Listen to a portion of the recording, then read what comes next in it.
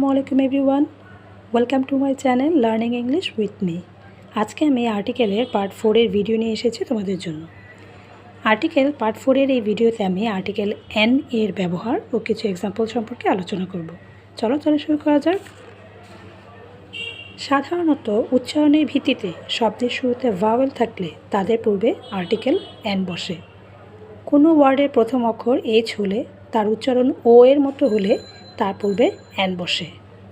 Abbreviated ওয়ার্ডের উচ্চারণ যদি ভাওয়েলের মতো হয় সেক্ষেত্রেও তাদের পূর্বে আর্টিকেল এন বসে।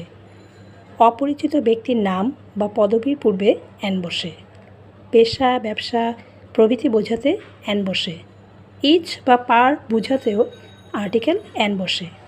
হোয়াট দ্বারা এক্সক্লেমেটরি সেন্টেন্স শুরু হলে হোয়াটের পরে এন বসে। চলো এক্সাম্পলে চলে যাই। Number 1, an ant, an eye, an ice cream, an ox, an umbrella. Number 2, an hour, an honest man, an heroic deed. Number 3, an LLB, an MBBS, an SP. Number 4, an Asim came here to tell the news. Number 5, an engineer is completed the task. Number 6, he drives the car 60 kilometers an hour.